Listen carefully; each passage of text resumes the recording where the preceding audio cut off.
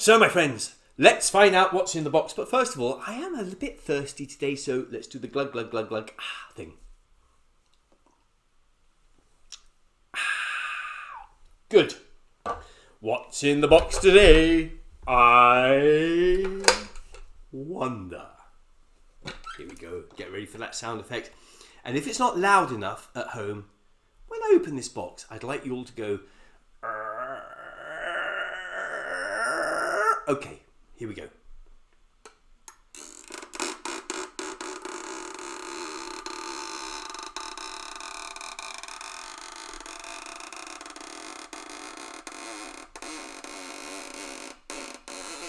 Oh, I say, look at that!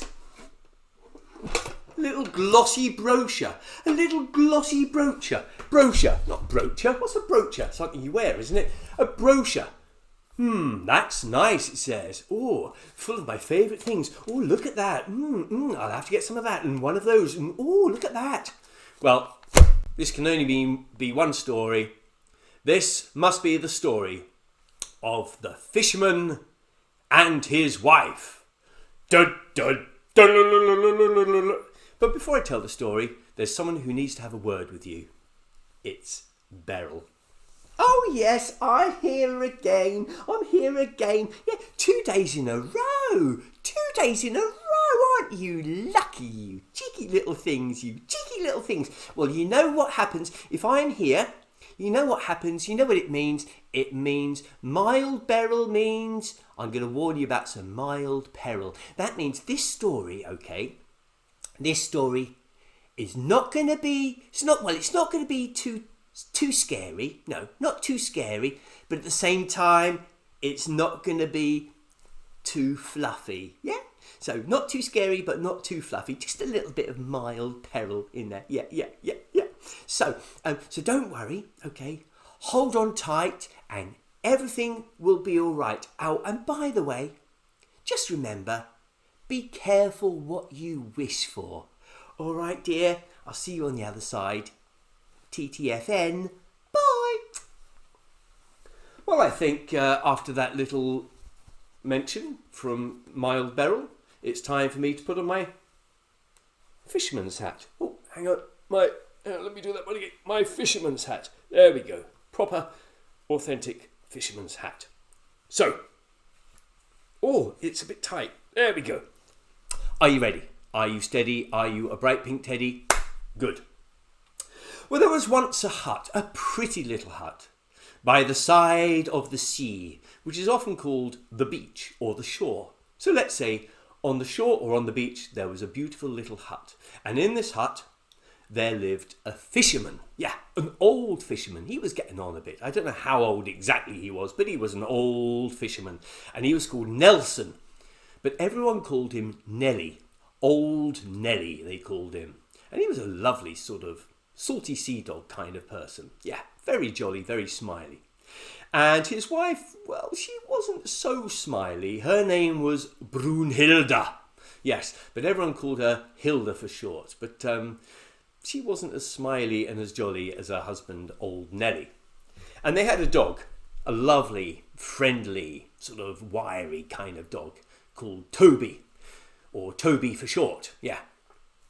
Now, the three of them lived in this lovely little hut. Yeah. They didn't have any... Well, they did have children, but the children had all grown up and had left. So it was quite peaceful and quite quiet in this hut.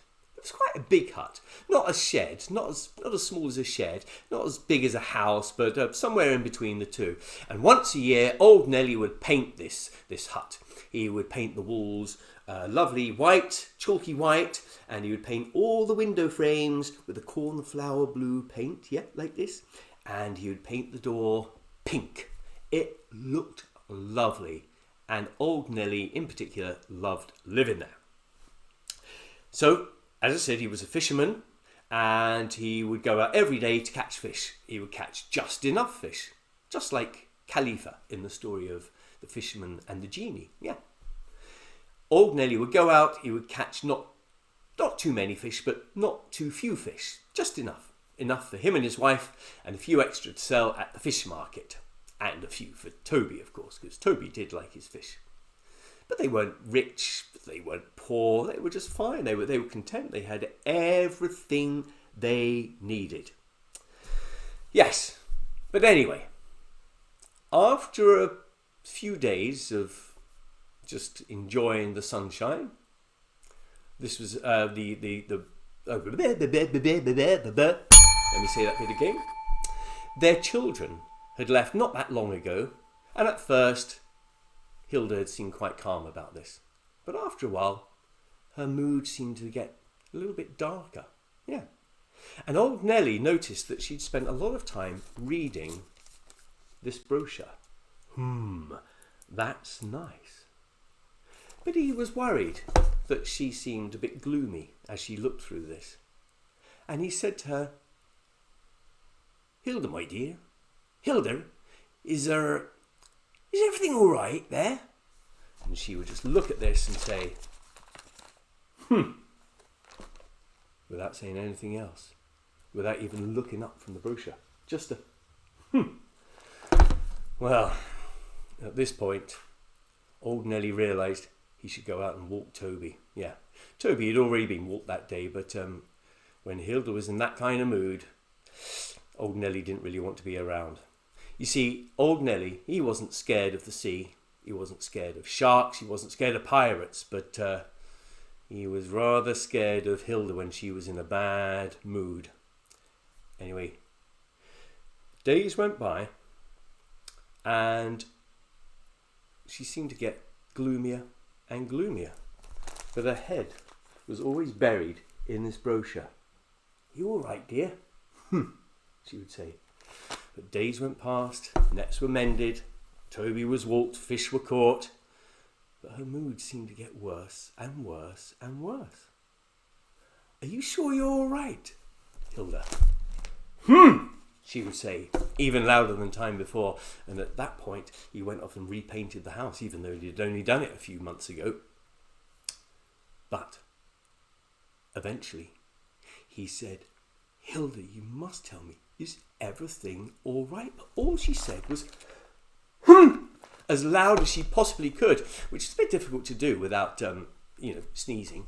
But she said it so loud, he got very, very scared, and he thought, "Oh, I better go off. I better get out of the house." And even though he'd already caught enough fish for the day, he got back into his boat, and he and Toby went off rowing in the night like this. It was a full moon, and everything was bright and everything was peaceful. The sea was lovely and calm. The stars were glowing in the sky, and Toby was wagging his tail. But poor old Nellie, he was really worried. Something's definitely up with my Hilda. Something's definitely up with her. Things ain't right. Anyway, he cast the net out like this. He wasn't bothered if he caught any fish or not. He just wanted to enjoy the silence, enjoy the calm. But the net snagged a little bit. It snagged like that. And he pulled the net in. And inside the net, he had caught a most beautiful fish.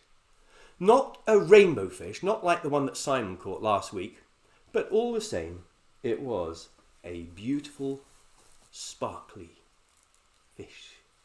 There. Anyway, he caught the fish in his net, and he opened up the net, and the fish looked at him and said, "Oh, please don't eat me. Please let me go. Please, pretty please." Well, old Nellie was absolutely astounded. He was absolutely astounded. "Am I dreaming?" And he looked at Toby, and Toby just said, "Woof." Whether that was a "yes, you're dreaming, woof," or "no, you're not dreaming, woof," I don't know, nor did old Nellie, but it was a woof all the same. But then the fish spoke again. "No, you're not dreaming. I really am talking to you. But please don't eat me. I really won't taste very nice. I'll probably give you indigestion." "I wouldn't eat you," said old Nellie. "A talking fish? It's not every day you come across a talking fish. That's absolutely amazing. Don't worry, little fella. You go back in the sea. I won't eat you." And he threw the net, threw the fish into the sea, and the fish just disappeared just like that. Wow.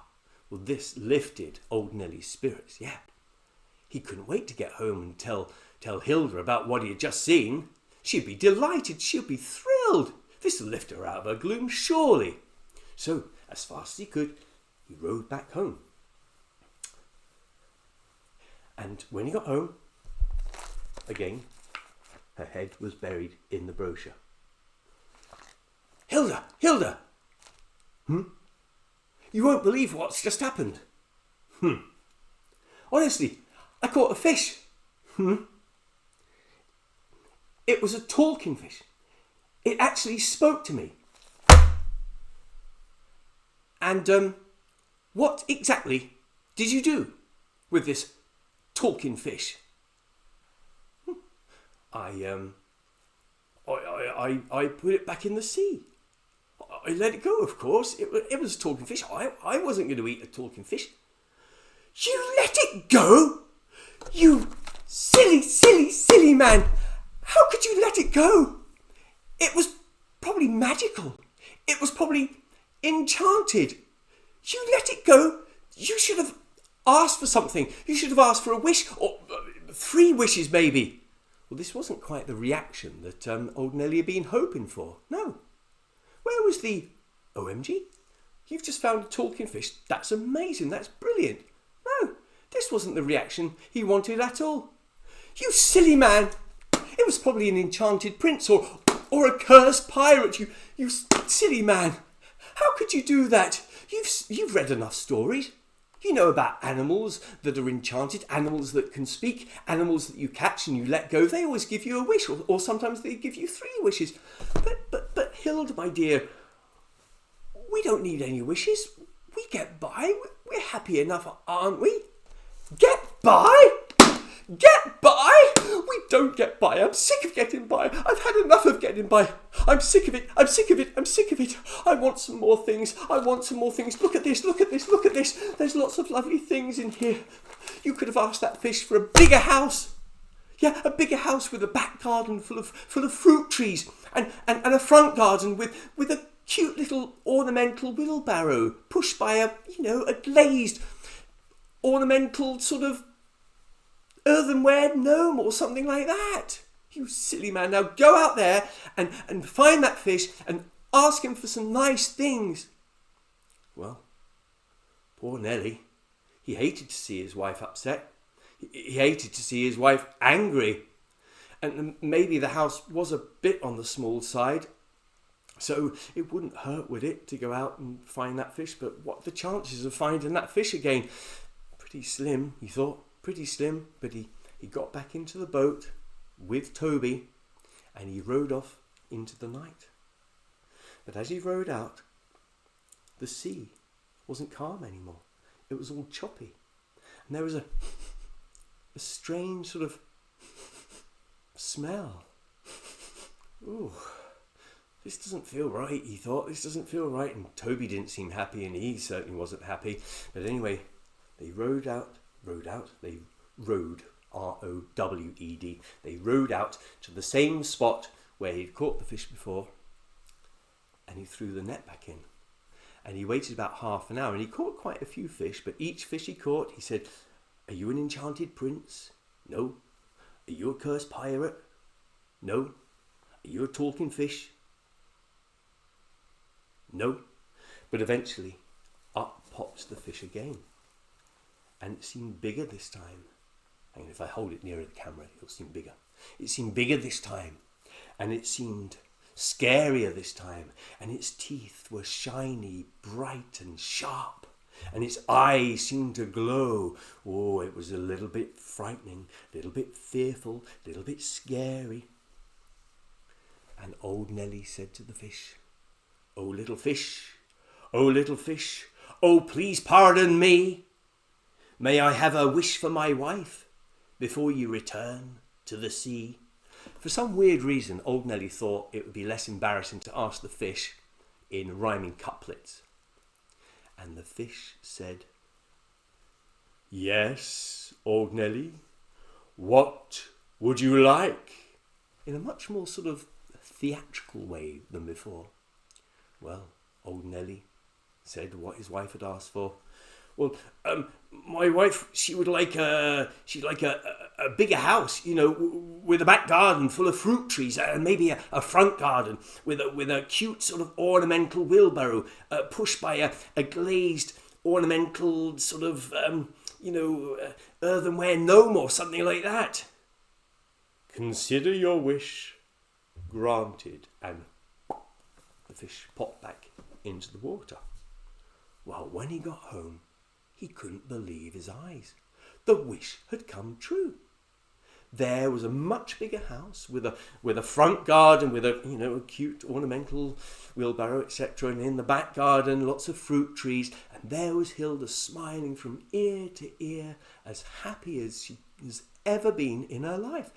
"Oh, you dear sweet man. Oh, Nelly, well done. You've made my dreams come true, you sweetheart. Well done." Wow. Old Nelly was absolutely chuffed by this, yeah. In 20 years she hadn't been this nice to him. 20 years. And he felt really proud of what he had done, but there was something a bit sort of, bland about this house. It was a bit like a show home. It didn't feel like his lovely old hut at all. He felt quite awkward being in there. But so long as she's happy, he thought. Anyway, a couple of weeks went by, and then something worrying happened. He noticed that Hilda had picked up another brochure, and this brochure was called Dreamy Stuff, and her mood seemed to darken. "Everything all right, my dear?" She said from the brochure, Dreamy Stuff. Days went by, nets were mended, Toby was walked, fish were caught, the house got repainted, but eventually she said, "I've been thinking, Nelson, I wish you would ask for some more stuff. Yes, our house, it feels a little bit echoey. It feels echoey. So I've written a list of things that I really want. I want you to go out there and ask the fish for all the things on my list, because I'm not happy. I'm not happy, Nelson. I'm not happy, and I want to be happy, and I want you to ask for these things." "But Hilda, my dear," said old Nelly. "No buts. No buts. No buts at all. No buts at all. We'll have no buts at all in this house. I want you to go out now, take the list, and ask that fish for everything on there." Well, Nelly didn't know what to do. He'd loved to see her that happy, and he hated her seeing her sad. But he felt really uncomfortable doing this. But he thought, I suppose the house does echo a little bit. It wouldn't be so bad, would it? And besides, I probably won't find the fish at all. So out he rode. And this time, the waves were really high, slapping against the side of the boat. And the sea, it stank so bad, it stank of rotten eggs. And he cut some of the water in his hands, and it was all grey and slimy and oozy. Well, the fish appeared again, and this time the fish was 3 times the size from before, and his teeth were white and sharp, and his eyes, they glowed like lasers. Well, he said to the fish, "Oh, little fish, oh, little fish, oh, please pardon me. Please pardon me. May I have a wish for my wife before I return you to the sea?" "What do you wish for, old Nelly?" said the fish in a far more theatrical way. "Well, this is what my wife says, all right. We'd like, what's this? A widescreen plasma moving picture on the wall. Yeah, we'll have one of those. I don't think TV's been invented yet, so the picture's fine. We'll have a 3-piece suite with matching curtains and pelmets, or all in peach, please. new carpets throughout, and they've got to match the three-piece suite, match the peach. Okay, she'd like a wardrobe filled with ridiculously overpriced clothes made by celebrity designers, and and a cabinet full of those perfumes. You know those perfumes which only the classy actors advertise. And a huge carriage pulled by 4 white horses with a parking space or a garage. She doesn't really mind. Oh, and lots of servants, please. Thank you.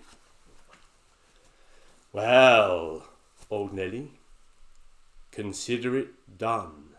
And with a splash, the fish popped back into the sea. And when old Nelly got home with Toby, there was his wife, smiling from ear to ear.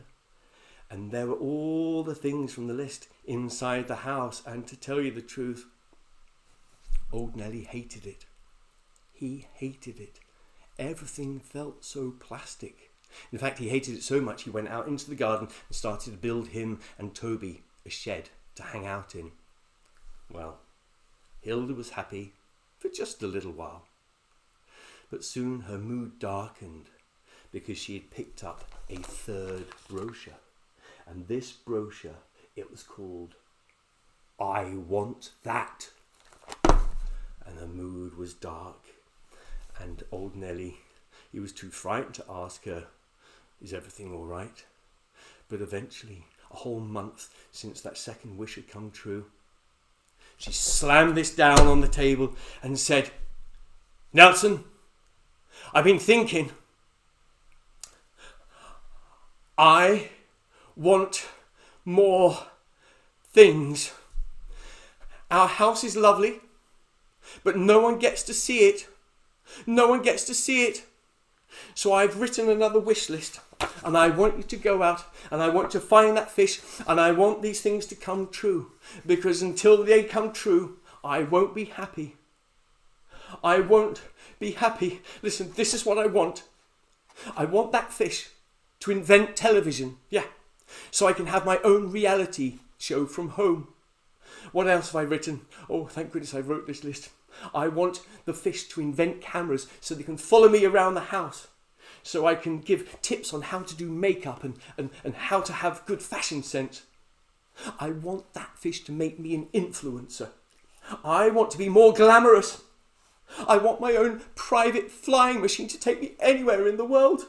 I want my own tower named after me. Yes, I do. And I want my own golf course in Scotland. And I want to be in charge of everything. Everything, Nelly. Now go out and find that fish and make me happy. Well, old Nelly was about to say, I can't. I won't do it. I've had enough.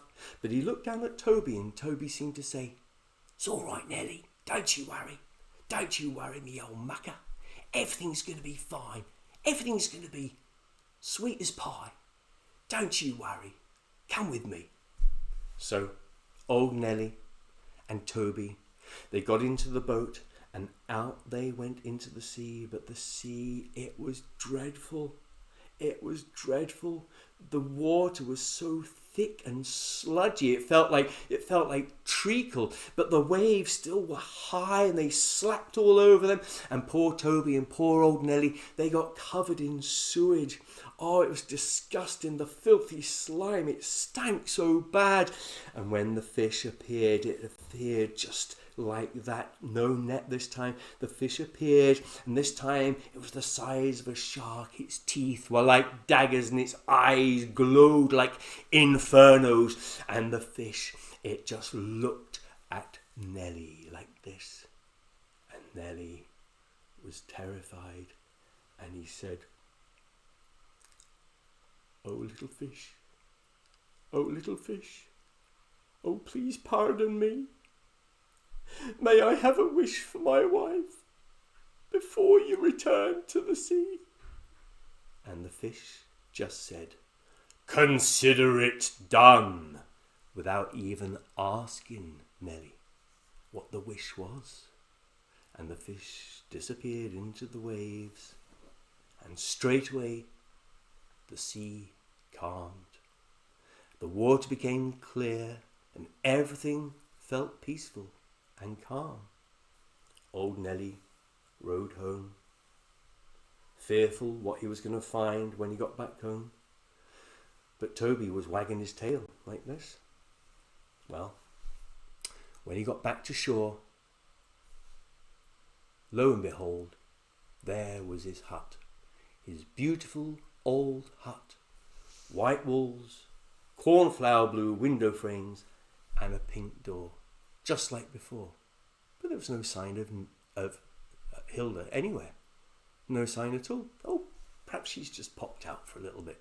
She'll be back soon. So he sat down in Hilda's favourite chair, like this. And without knowing why, he picked up the brochure that she had, the first one. That's nice. And he flipped through the pages. And there, on page 374,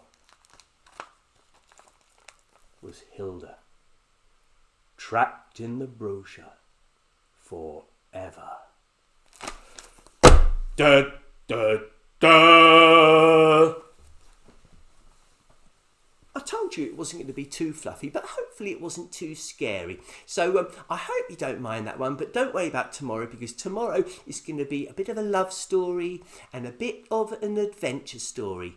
So for the moment, please stay safe, please stay healthy, please stay happy, look after each other. TTFN.